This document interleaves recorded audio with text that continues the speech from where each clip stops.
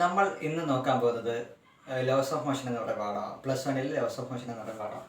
ഇതിൽ ആദ്യം നമുക്ക് നോക്കേണ്ടത് ന്യൂട്ടൺസ് ലോ ആണ്. ന്യൂട്ടൻ്റെ first law, second law, third law, ഇതാണ് നോക്കേണ്ടത്. നമുക്ക് ഫസ്റ്റ് ലോ എന്താണെന്ന് നോക്കാം. എല്ലാവർക്കും അറിയാവുന്ന പോലെ തന്നെ എക്സ്റ്റേണൽ ഫോഴ്സ് 0 ആണെങ്കിൽ, അതായത് ഒരു ബോഡിയിൽ എക്സ്റ്റേണൽ ഫോഴ്സ് ഒന്നും ആക്ട് ചെയ്യുന്നില്ലെങ്കിൽ റെസ്റ്റിലിരിക്കുന്ന ബോഡി റെസ്റ്റിൽ തന്നെ ഇരിക്കും. യൂണിഫോം മോഷന് സഞ്ചരിക്കുന്ന ഒരു ബോഡി യൂണിഫോം മോഷന് തന്നെ സഞ്ചരിക്കും. റെസ്റ്റ് എന്ന് പറഞ്ഞാൽ അറിയാം, വെലോസിറ്റി 0 ആണ്. യൂണിഫോം മോഷൻ എന്ന് പറഞ്ഞാൽ എന്താ? വെലോസിറ്റി കോൺസ്റ്റൻ്റാണ്. ഇനിഷ്യൽ വെലോസിറ്റി ഫൈനൽ വെലോസിറ്റി കോൺസ്റ്റൻ്റാണ്. വെലോസിറ്റി മാറത്തേയില്ല. അങ്ങനെ റെസ്റ്റിലിരിക്കുന്ന ബോഡി അല്ലെങ്കിൽ യൂണിഫോം വെലോസിറ്റിയിൽ സഞ്ചരിക്കുന്ന ഒരു ബോഡിയിൽ എക്സ്റ്റേണൽ ഫോഴ്സ് ഒന്നും ആക്ട് ചെയ്യുന്നില്ലെങ്കിൽ ആ ബോഡി അതേ അവസ്ഥയിൽ തന്നെ തുടരും. ഒരു ബോഡിക്ക് തൻ്റെ ആ ഒരു അവസ്ഥയെ ചേഞ്ച് ചെയ്യാനുള്ള കഴിവില്ല. അതായത് എക്സ്റ്റേണൽ ഫോഴ്സ് ഇല്ലെങ്കിൽ റെസ്റ്റിലിരിക്കുന്ന ബോഡി അതേ അവസ്ഥയിലും യൂണിഫോം വെലോസിറ്റി സഞ്ചരിക്കുന്ന ബോഡി അതേ അവസ്ഥയിലും തുടരുമെന്ന് പറഞ്ഞില്ലേ?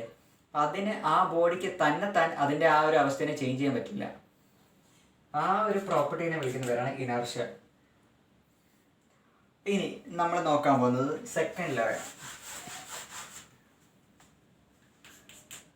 ന്യൂട്ടൻ്റെ ലോസിൽ ഏറ്റവും കൂടുതൽ ഇമ്പോർട്ടൻറ്റ് ലോ എന്ന് പറയുന്നത് സെക്കൻഡ് ലോ ആണ്. കാര്യം എന്താണെന്ന് വെച്ചാൽ ഇതിൽ നിന്ന് ഫസ്റ്റ് ലോയും ഡിറൈവ് ചെയ്യാം, തേർഡ് ലോയും ഡിറൈവ് ചെയ്യാം. അതാണ് അതിൻ്റെ advantage.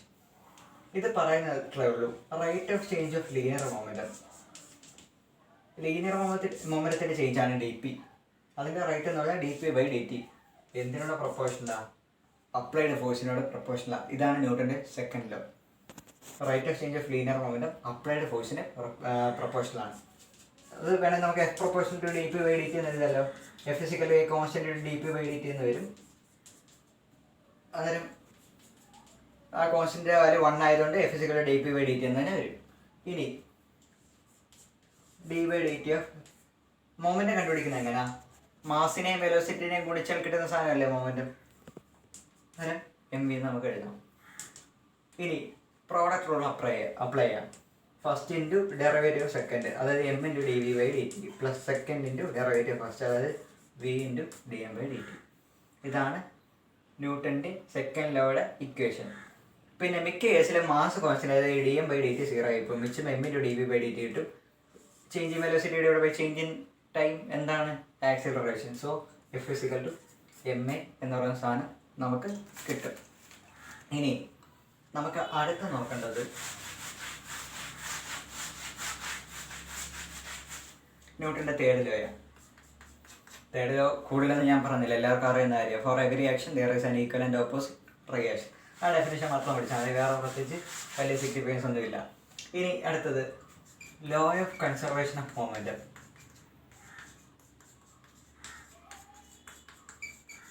Law of conservation of momentum. Law of conservation of momentum എന്ന് പറഞ്ഞാൽ മൊമെൻറ്റം എപ്പോഴും കോൺസ്റ്റന്റ് ആയിരിക്കും. ടോട്ടൽ മൊമെൻറ്റം എപ്പോഴും കോൺസ്റ്റന്റ് ആയിരിക്കും. ഇപ്പം ഒരു ബോഡി m1 u1 വെലോസിറ്റി പോവുക, m2 എന്നൊരു ബോഡി u2 വെലോസിറ്റി പോവുക. u1 വെലോസിറ്റി കൂടുതലാണെങ്കിൽ സ്വാഭാവികമായിട്ടും ഇത് കൂടുതൽ സ്പീഡ് മൂവ് ചെയ്യും, എന്നിട്ട് m2 വന്നിടിക്കും അല്ലേ? അതിന് പിന്നെ ഇടിച്ചതിന് ശേഷം m1 v1 വെലോസിറ്റി പോകുന്നു, m2 v2 വെലോസിറ്റി പോകുന്നു. അത് law of conservation of momentum വെച്ച് ഇനിഷ്യൽ മൊമെൻറ്റം ആയിരിക്കും ഫൈനൽ മൊമെൻറ്റം. ഇനിഷ്യൽ മൊമെൻറ്റം എന്തൊക്കെയാ? m1 u1 മാസിൻ്റെ വെലോസിറ്റി അല്ലേ മൊമെൻറ്റം. ഇതിൻ്റെ മൊമെൻറ്റം ഉണ്ട്, ഇതിൻ്റെ മൊമെൻറ്റം ഉണ്ട്. ഇതിൻ്റെ മൊമെൻറ്റം എങ്ങനെ കണ്ടുപിടിക്കും? അതിൻ്റെ മാസ് ഇൻറ്റു അതിൻ്റെ velocity m2 u2 = initial momentum final momentum അല്ലേ? Law of conservation of momentum m1 v1 plus m2 v2.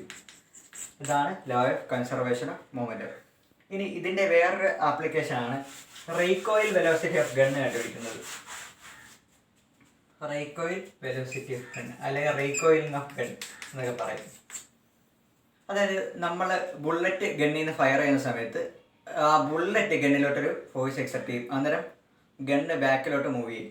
ആ വെലോസിറ്റിനെ വിളിക്കുന്ന പേരാണ് റീകോയിൽ വെലോസിറ്റി. റീകോയിൽ വെലോസിറ്റി എന്ന് വിളിക്കും.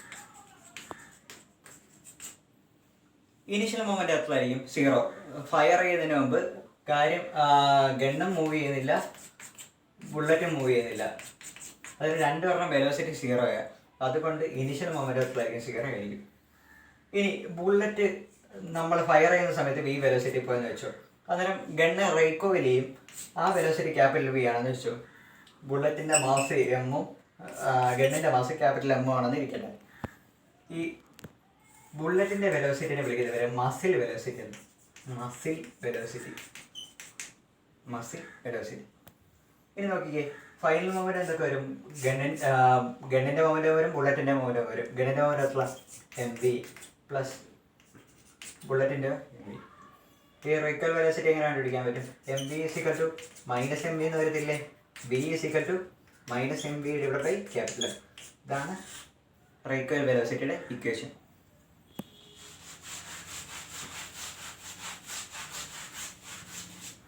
കൺകറന്റ് ഫോഴ്സ് എന്ന് പറഞ്ഞ സാധനമുണ്ട്. കൺകറന്റ് ഫോഴ്സ് എന്താണ്? കൺകറന്റ് ഫോഴ്സ് എന്ന് നമുക്ക് നോക്കാം. കുറേ ഫോഴ്സ് ഒരു പോയിന്റിൽ അല്ലെങ്കിൽ ആക്റ്റീവ് ആണെന്ന് വെച്ചോ, അത്തരം ഫോഴ്സിനെ വിളിക്കുന്നതാണ് കൺകറന്റ് ഫോഴ്സ്. കുറേ ഫോഴ്സ് എവിടെ ആക്ട് ചെയ്യുന്നു? ഒരു പോയിന്റിന് അക്രോസ് ആക്ട് ചെയ്യുന്നു. ലാമീസ് തിയറം എന്ന് പറയുന്നൊരു തിയറം ഉണ്ട്. ഇക്വിലിബ്രിയം കണ്ടീഷനിൽ ഇത് F1, ഇത് F2, ഇത് F3, 3 force F1, F2, F3. F1ന് ഓപ്പോസിറ്റുള്ള ആംഗിൾ ആൽഫ, F2ന് ഓപ്പോസിറ്റ് ഉള്ളത് ബീറ്റ, F3ക്ക് ഓപ്പോസിറ്റ് ഉള്ളത് ഗാമ എന്നിരിക്കട്ടെ. അങ്ങനെയാണെങ്കിൽ F1 by sine alpha is equal to F2 by sine beta is equal to F3 by sine gamma ആയിരിക്കും. ഇതാണ് ലാമീസ് തിയറം പറയുന്നത്. പ്രധാനമായിട്ടും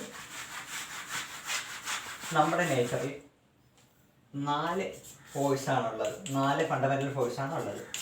അതിൽ ആദ്യത്തെ ഫോഴ്സാണ് ഗ്രാവിറ്റേഷണൽ ഫോഴ്സ്. പിന്നെ രണ്ടാമത്തെ ഫോഴ്സാണ് വീക്ക് ഫോഴ്സ്. പിന്നെ ഇലക്ട്രോസ്റ്റാറ്റിക് ഫോഴ്സ് ഉണ്ട്, സ്ട്രോങ് ന്യൂക്ലിയർ ഫോഴ്സ് ഉണ്ട്. ഇതിൻ്റെ ഒരു റേഷ്യോ ഉണ്ട് 1:10⁻²25:10⁻36:10⁻38. Gravitational weak electrostatic force strong force. പേര് കേൾക്കാൻ നേരം നമ്മൾ വിചാരിക്കും ഏറ്റവും weakest force in nature weak force ആണെന്ന്. പക്ഷേ അങ്ങനെയല്ല, ഗ്രാവിറ്റേഷണൽ ഫോഴ്സ് ആണ് വീക്കസ്റ്റ് ഫോഴ്സ് ഇൻ നേച്ചർ. ഇനി അടുത്തത് നമ്മളെ ലിഫ്റ്റിൻ്റെ കേസ് എപ്പോഴും പരീക്ഷയ്ക്ക് ഉപയോഗിക്കുന്നതാണ്. ലിഫ്റ്റ് മുകളിലോട്ട് പോകുന്നു, താഴോട്ട് പോകുന്നു, അന്നേരമുള്ള apparent change in weight. Lift മുകളിലോട്ട് ഒരു ആക്സലറേഷനോട് കൂടെ പോവുകയാണെങ്കിൽ വെയിറ്റ് എന്ന് പറഞ്ഞാൽ m/g+a ആയിരിക്കും. ഇനി താഴോട്ട് a ആക്സലറേഷനെ പോവുകയാണെങ്കിൽ m/g - a ആയിരിക്കും. ഇനി ഫ്രീ ലിഫ്റ്റ് ആണെങ്കിൽ എന്താ പറ്റുക? നേരെ താഴോട്ട് വരിക, അന്നേരം a എന്ത് വരും? g വരും. m/g - g, അതായത് 0 വരും. 0 × m എന്ന് പറഞ്ഞാൽ എന്ത് വരും? 0 വരും. ഫ്രീ ലിഫ്റ്റ് ആണെങ്കിൽ വെയിറ്റ് 0 ആയിരിക്കും. പിന്നെ യൂണിഫോം വെലോസിറ്റി ആണെങ്കിൽ ആക്സലറേഷൻ 0 ആയിരിക്കും, അന്നേരം mg തന്നെ ആയിരിക്കും. ഇത്രയും കണ്ടീഷൻസാണ് നമ്മൾ ആലോചിക്കേണ്ടത്. ഇനി ചില സമയത്ത് ചോദിക്കാറുണ്ട്, ഒരു കുരങ്ങൻ റോപ്പിൻ്റെ മുകളിലോട്ട് കയറുന്നു a ആക്സലറേഷന്, റോപ്പിൻ്റെ താഴോട്ട് വരുന്നു a ആക്സലറേഷന്. അങ്ങനെയാണെങ്കിൽ ഈ കേസ് തന്നെ അപ്ലൈ ചെയ്താൽ മതി. മുകളിലോട്ട് a ആക്സലറേഷന് പോകുകയാണെങ്കിൽ m/g+a ആയിരിക്കും ടെൻഷൻ, താഴോട്ടാണെങ്കിൽ m/g - a ആയിരിക്കും ടെൻഷൻ. ഇവിടെ അപ്പറൻറ്റ് വെയിറ്റ് ആണ്, അവിടെ ടെൻഷനാണ് ചോദിക്കുന്നത്, ഉള്ള വ്യത്യാസം മാത്രമേ ഉള്ളൂ. ഇനി അടുത്തത് നമ്മൾ നോക്കാൻ പോകുന്നത് മോഷൻ ഓഫ് കണക്റ്റഡ് ബോഡീസ് ആണ്. Motion of connected bodies. Okay, നമുക്ക് നോക്കാം. നമ്മൾ ന്യൂട്ടൻ്റെ സെക്കൻഡ് ലോ പഠിച്ച ഓർമ്മയുണ്ടല്ലോ, physical dp/dt m/dv/dt plus v/dm/dt എന്ന് വരും. അതായത് ഫിസിക്കൽ m എന്ന് അവസാനം വന്ന ഓർമ്മയുണ്ടല്ലോ. കണക്റ്റഡ് ബോഡീസിൻ്റെ കേസിനെ നോക്കാം. 2 ബ്ലോക്ക്, ഒരെണ്ണത്തിൻ്റെ മാസ് m1, രണ്ടാമത്തിൻ്റെ മാസ് m2. ഞാൻ F എന്ന് പറഞ്ഞൊരു ഫോഴ്സ് അപ്ലൈ ചെയ്യുക. അതൊരു സ്വാഭാവികമായിട്ടും എക്സ്റ്റേണൽ ഫോഴ്സ് ആക്ട് ചെയ്യുന്നതുകൊണ്ട് m1 മൂവ് ചെയ്യും. നിങ്ങൾ നോക്കിക്കഴിഞ്ഞാൽ മനസ്സിലാവും m2 മൂവ് ചെയ്യും. പക്ഷേ m2ൽ ഞാൻ ഡയറക്റ്റ് ഫോഴ്സ് കൊടുത്തിട്ടുണ്ടോ? ഇല്ല. പിന്നെ m2 എങ്ങനെ മൂവ് ചെയ്യുന്നത്? ഈ m1ൽ കൊടുത്ത ഫോഴ്സ് കുറച്ച് ട്രാൻസ്മിറ്റ് ചെയ്താണ് m2ലോട്ട് പോകുന്നത്. ഇത് കോണ്ടാക്റ്റ് മൂലമല്ലേ ഉണ്ടായ? അത്തരം ഫോഴ്സിനെ വിളിക്കുന്ന പേരാണ് കോണ്ടാക്റ്റ് ഫോഴ്സ്. കോണ്ടാക്റ്റ് മൂലം ഡെവലപ്പ് ചെയ്യുന്ന ഫോഴ്സിനെ വിളിക്കുന്നവരാണ് കോണ്ടാക്റ്റ് ഫോഴ്സ്. ഈ കോണ്ടാക്റ്റ് ഫോഴ്സ് എങ്ങനെ കണ്ടുപിടിക്കാമെന്ന് നോക്കാം. ഈ സിസ്റ്റത്തിൻ്റെ ടോട്ടൽ ആക്സലറേഷൻ a ആണെന്ന് വെച്ചോ. a എന്ന് പറഞ്ഞാൽ F = ma അല്ലേ? a എന്ന് പറഞ്ഞാൽ F/m എന്ന് വരും. F/EF total mass m1 + m2. കാര്യം ഈ ഫോഴ്സ് കാരണം m1 മൂവ് ചെയ്യുന്നുണ്ട്, m2 മൂവ് ചെയ്യുന്നുണ്ട്. ഇനി ഈ ഫോഴ്സ് കണ്ടുപിടിക്കാൻ F കണ്ടുപിടിക്കാനുള്ള ഇക്വേഷൻ എന്താ? ma. a നമുക്ക് കിട്ടി F/m1 + m2. ഇനി m ഏതാണ് ചോദ്യം. നമ്മൾ നോക്കിക്കഴിഞ്ഞാൽ മനസ്സിലാവും ഈ ഫോഴ്സ്, ഈ കോണ്ടാക്ട് ഫോഴ്സ് m2നെ മൂവ് ചെയ്യാൻ മാത്രമല്ലേ യൂസ് ചെയ്യുന്നുള്ളൂ. ഈ ഫോഴ്സ് അങ്ങോട്ട് പുഷ് ചെയ്യല്ലേ. അന്നേരം ഏത് മാസം മാത്രം എടുത്താൽ മതി? M2 മാത്രം എടുത്താൽ മതി. M2 ഒരു എക്ക് വരെ എന്ത് വരും? F/M1 + M2. ഇനി അടുത്തൊരു കേസ് നമ്മളൊക്കെ നോക്കാം.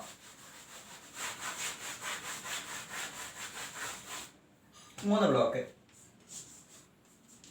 A, B, C, mass M1, M2, M3. പിന്നെ ഒരു ഫോഴ്സ് കൊടുക്കുന്നു. ഇവിടെ അനുഭവിക്കുന്ന കോണ്ടാക്ട് ഫോഴ്സ് P എന്നും ഇവിടെ തന്നെ Q എന്നും ഞാൻ വിളിക്കുക. കോമൺ ആക്സിലറേഷൻ A എന്ന് പറഞ്ഞാൽ എന്തൊരു F/M total M1 + M2 + M3. ഇനി P കണ്ടുപിടിക്കണം. P എന്ന് പറഞ്ഞാൽ ഫോഴ്സ് അല്ലേ? ഫോഴ്സ് എന്ന് പറഞ്ഞാൽ മാസിൻ്റെ ആക്സിലറേഷൻ നമുക്ക് ഓൾറെഡി ഇട്ട് കഴിഞ്ഞു. ഇനി നമുക്ക് വേണ്ട ഏതൊക്കെ മാസ് വേണമെന്ന് നോക്കിക്കേ. ഈ P മൂലം B മൂവ് ചെയ്യും. അന്നേരം ബിയുടെ മാസ് എന്തായാലും വേണ്ടി വരും, M2 എന്തായാലും വേണ്ടി വരും. ഇനി നോക്കിക്കേ, ഈ P ഒരു ഫോഴ്സ് ട്രാൻസ്മിറ്റ് ചെയ്താണ് സീനെ മൂവ് ചെയ്യുന്നത്. അതായത് Q എന്ന് പറഞ്ഞ ഫോഴ്സിന് കാരണക്കാരൻ P ആണ്. അന്നേരം M2 മൂവ് ചെയ്യും, M3 മൂവ് ചെയ്യും. ആരുകൊണ്ട്?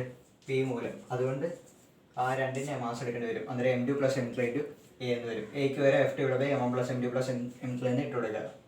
കഴിഞ്ഞു. ഇനി അടുത്തത് Q നോക്കിയേ. Q മൂലം ആര് മാത്രം മൂവ് ചെയ്യുന്നുള്ളൂ? M3 മാത്രം. അന്നേരം M3 × A എന്ന് ഇട്ടാൽ പോരെ. എക്ക് വരെ F/M1 + M2 + M3 പരിപാടി കഴിഞ്ഞു. ഇനി രണ്ട് ബോഡീസിനെ ഒരു സ്ട്രിങ് വഴി കണക്ട് ചെയ്യുക. എന്നിട്ട് അതിലെ ടെൻഷനാണ് നമ്മൾ നോക്കുന്നത്. M1 M2 F.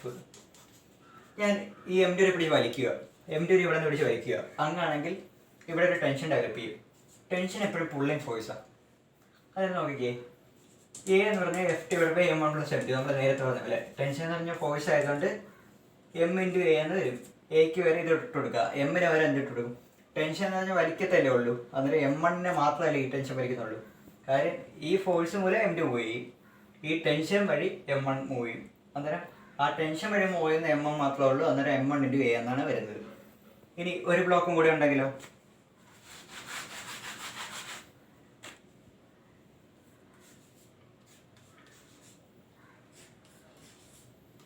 M1 M2 M3 F. നോക്കാം. A എന്ന് പറഞ്ഞാൽ എന്ത് വരും? F/M1 + M2 + M3 എന്ന് വരും. ഇനി ടെൻഷൻ നമുക്ക് നോക്കാം. ഇത് T1, ഇത് T2 ആണെന്ന് വെച്ചോ. നോക്കിക്കേ, F മൂലം M2 മൂവ് ചെയ്യും, M3 മൂവ് ചെയ്യും. ഇനി F മൂലം ടെൻഷൻ ഡെവലപ്പ് ചെയ്യും, ടെൻഷൻ മൂലം M2 മൂവ് ചെയ്യുന്നുണ്ട്. സംശയമൊന്നുമില്ലല്ലോ. പിന്നെ ഇവിടെ വേറെ ഫോഴ്സ് ഒന്നുമില്ല, ഈ ടെൻഷനാണ് ഈ ഫോഴ്സ് പ്രൊവൈഡ് ചെയ്യുന്നത്. കാര്യം ഇവിടെ വലിച്ചാലോ ഈ സാധനം നീങ്ങത്തുള്ളൂ. അതായത് ഇവിടുത്തെ ടെൻഷൻ ഇതിനെ മൂവ് ചെയ്യിക്കും, ഇതിനെ മൂവ് ചെയ്യിക്കും. അതായത് M1 + M2 മൂവ് ചെയ്യിക്കും. പിന്നെ എക്ക് വരെ F/M1 + M2 + M3 എന്ന് വരും. ഇനി അതാണ് ഇവിടുത്തെ ടെൻഷൻ. ഇനി ഇവിടുത്തെ ടെൻഷനോ? ഈ ടെൻഷൻ ആരെ മാത്രമേ വരയ്ക്കുന്നുള്ളൂ? M1 മാത്രമേ വരയ്ക്കുന്നുള്ളൂ. അന്നേരം M1 × A മാത്രം എടുത്താൽ മതി, മറ്റേ എടുക്കേണ്ട കാര്യമൊന്നുമില്ല. ഇനി അടുത്ത നമ്മൾ നോക്കേണ്ടത്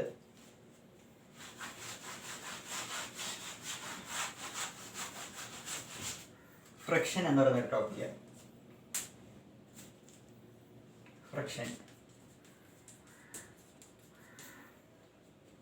ഒരു റെസ്റ്റിലിരിക്കുന്ന ഒരു ബോഡിയിൽ ഒരു ഫോഴ്സ് എക്സ്പീരിയൻസ് ചെയ്യും. അത്തരം ഫ്രിക്ഷൻ വിളിക്കുന്നവരാണ് സ്റ്റാറ്റിക് ഫ്രിക്ഷൻ. ഇപ്പം ഈ ബോർഡ് റെസ്റ്റിലെ ഞാനൊരു ഫോഴ്സ് അപ്ലൈ ചെയ്യുന്നുണ്ട്, അപ്പം ഒരു ഫ്രിക്ഷൻ ഡെവലപ്പ് ചെയ്യും. അതല്ലാന്നുണ്ടെങ്കിൽ ഇപ്പം ഒരു ബ്ലോക്ക് ഇവിടെ ഇരിക്കുന്നു, ഞാൻ പുഷ് ചെയ്യുന്നു. അത് മൂവ് ചെയ്യുന്നതിന് മുമ്പ് ഒരു എക്സ്റ്റേണൽ ഫോഴ്സ് നമുക്ക് ആക്ട് ചെയ്യും, ഒരു ഓപ്പോസിറ്റ് ഫോഴ്സ് നമുക്ക് എക്സ്പീരിയൻസ് ചെയ്യാൻ പറ്റും. അത്തരം ഫോഴ്സിനെ വിളിക്കുന്നവരാണ് സ്റ്റാറ്റിക് ഫ്രിക്ഷൻ. ഇനി ആ ബോഡി മൂവ് ചെയ്യുന്നവരം ഉണ്ടാകുന്ന ഫ്രിക്ഷനെ വിളിക്കുന്നവരാണ് കൈനറ്റിക് ഫ്രിക്ഷൻ. ഒരു ബോഡി മൂവ് ചെയ്യുന്നവരും ഡെവലപ്പ് ചെയ്യുന്ന ഫ്രിക്ഷനാണ് കൈനറ്റിക് ഫ്രിക്ഷൻ. ഈ സ്റ്റാറ്റിക് ഫ്രിക്ഷൻ്റെ മാക്സിമം വാല്യൂവിനെ വിളിക്കുന്ന പേരാണ് ലിമിറ്റിംഗ് സ്റ്റാറ്റിക് ഫ്രിക്ഷൻ.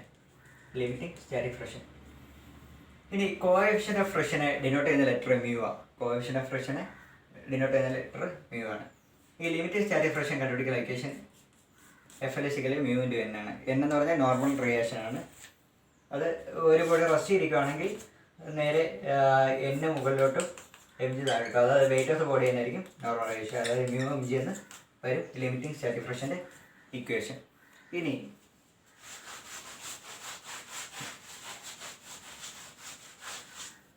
നമ്മൾ അടുത്തത് നോക്കുന്നത് പുള്ളിയുടെ കേസാണ്.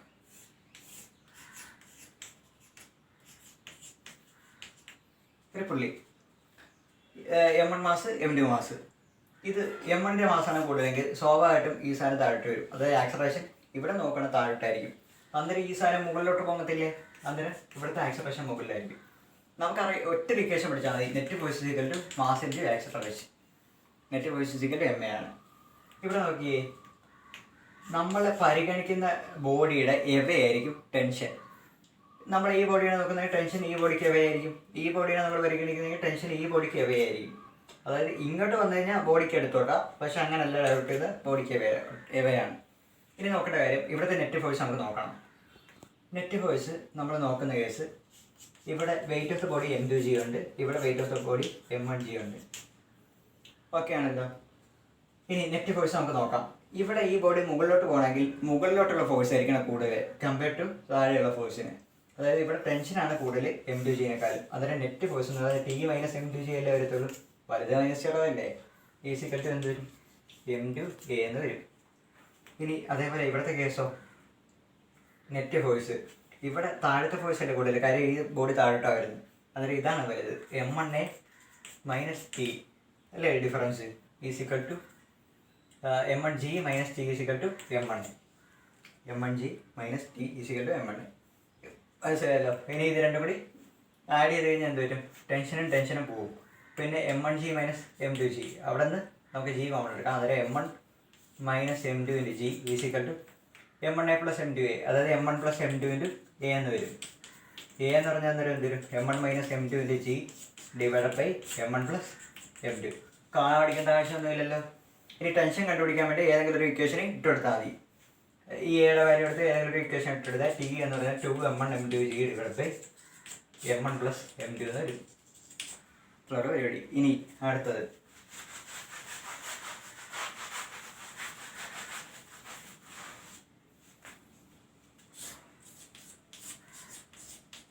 M1 block M2 block. ഇവിടെ M1G ഉണ്ട്, ടെൻഷൻ മുകളിലോട്ടുണ്ട്, സംശയമൊന്നുമില്ലല്ലോ. ഈ ബോഡി നോക്കുകയാണെങ്കിൽ ടെൻഷൻ അങ്ങോട്ട്, M2G താഴോട്ടുണ്ട്. പക്ഷേ ഈ ബോഡി റെസ്റ്റിൽ, അതായത് ഹൊറിസോണ്ടൽ ഇക്വിലിബ്രിയത്തിൽ മുകളിലോട്ടും താഴോട്ടും പോകരുതെങ്കിൽ ഈ താഴോട്ടുള്ള ഫോഴ്സ് തന്നെ മുകളിലോട്ടും വേണം. അതായത് നോർമൽ ക്രിയേഷൻ അവിടെ ഉണ്ട്. അതുകൊണ്ട് മുകളിലോട്ടും താഴോട്ടുള്ള നെറ്റ് ഫോഴ്സ് 0 ആണ്. പിന്നെ മിച്ചമുള്ള ടെൻഷൻ ഉള്ളൂ. അന്നേരം ഇവിടുത്തെ നെറ്റ് ഫോഴ്സ് എന്ന് പറഞ്ഞാൽ ടെൻഷനാണ്. ടെൻഷൻ എന്ന് പറഞ്ഞാൽ എന്താ, M2A. ഇനി ഇവിടെ നെറ്റ് ഫോഴ്സ് എന്ന് പറഞ്ഞാൽ എന്ത് വരും, താഴോട്ടല്ലേ ബോഡി മൂവ് ചെയ്യുന്നത്. അന്നേരം M1G മൈനസ് T എന്ന് വരത്തില്ലേ, M1G minus T equal to M1A എന്ന് വരും. നെറ്റ് ഫോഴ്സ് ഈക്വൽ ടു മാസിൻ്റെ ആക്സലറേഷൻ. അന്നേരം എന്ത് വരും, ഈ Tയും പോവും. M1G equal to M1 plus M2ന് A എന്ന് വരും അല്ലേ. ഇനി A എങ്ങനെ കണ്ടുപിടിക്കുന്നത്, M1G divide by M1 plus M2. ഇത് ഏതെങ്കിലും ഒരു ഇക്വേഷൻ എടുത്ത് നമുക്ക് Tയും കണ്ടുപിടിക്കാം. T എന്ന് പറഞ്ഞാൽ M1 M2G divide by M1 plus M2 എന്ന് വരും. ഇനി ഇംഗ്ലണ്ട് പ്ലെയിനിലെ കാര്യം നോക്കണം. ഇംഗ്ലണ്ട് പ്ലെയിനിൽ നമ്മൾ എങ്ങനെ റിസോൾവ് ചെയ്യുന്നതെന്ന് നോക്കണം. ഇതാണ് ഒരു ഇംഗ്ലണ്ട് പ്ലെയിൻ. ഒരു ബ്ലോക്ക് ഇങ്ങനെ ഇരിക്കുകയാണെങ്കിൽ എന്തൊക്കെ ഫോഴ്സാണ് ആക്ട് ചെയ്യുന്നത്. Weight of the body MG നേരെ താഴോട്ട്. നോർമൽ ക്രിയേഷൻ ആ സർഫസിന് പെർപെൻഡിക്കുലർ ആയിരിക്കും, അതായത് ഇങ്ങോട്ട് N അങ്ങോട്ട്. ഈ ആംഗിൾ തീറ്റ ആണെന്നിരുന്നോട്ടെ. ഇതിനെ നമ്മൾ 2 കമ്പോണൻ്റ് ആയിട്ട് റിസോൾവ് ചെയ്യാൻ പോവാം. ആരെയാ, ഈ വെയിറ്റ് ഓഫ് ദ ബോഡീനെ 2 കമ്പോണൻ്റ് ആയിട്ട് റിസോൾവ് ചെയ്യാം. ഇങ്ങനെ അതിന് പെർപെൻഡിക്കുലർ ആയിട്ട് 2 ലൈൻ വരയ്ക്കുന്നു.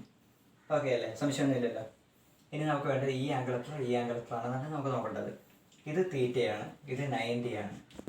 അങ്ങനെയാണെങ്കിൽ ഇത് 90 മൈനസ് തീറ്റ ആയിരിക്കുമല്ലോ. കാര്യം ടോട്ടൽ ആംഗിൾ 180 വരണമെങ്കിൽ 90 പ്ലസ് 90 180 വരണം. ഈ മൈനസ് തീറ്റ പ്ലസ് തീറ്റ പോകും. അതായത് ഇത് 90 മൈനസ് തീറ്റ ആണെങ്കിൽ ഇത് തീറ്റ ആയിരിക്കും. ഇത് തീറ്റ ആണെങ്കിൽ തീറ്റയ്ക്ക് അടുത്തുള്ള കോസ് കമ്പോണൻ്റ് അല്ലേ, അതായത് ഇത് MG കോസ് തീറ്റ വരും. തീറ്റയ്ക്ക് അകലെ ഉള്ളത് സൈൻ കമ്പോണൻ്റുമായിട്ട് മാറും. തീറ്റ തൊട്ടടുത്തുള്ളത് കോസ് കമ്പോണൻ്റ് അല്ലേ, അതായത് MG കോസ് തീറ്റ എന്ന് വരും. മറ്റേത് MG സൈൻ തീറ്റ എന്ന് വരും. അതായത് ഇവിടെ നോക്കിക്കഴിഞ്ഞാൽ N is equal to MG cos theta എന്ന് വരും. പിന്നെ ഇതിൻ്റെ ആക്സലറേഷൻ നേരെ താഴോട്ടല്ലേ വരത്തുള്ളൂ. F എന്ന് പറഞ്ഞാൽ MA അല്ലേ, MA എന്ന് പറഞ്ഞാൽ ഈ ഫോഴ്സ് അല്ലേ, MG സൈൻ തീറ്റ. അന്നേരം A എന്ന് പറഞ്ഞാൽ എന്ത് വരും, G സൈൻ തീറ്റ വരും. ഇതാണ് ഇംഗ്ലണ്ട് ലൈനിൻ്റെ കേസ്.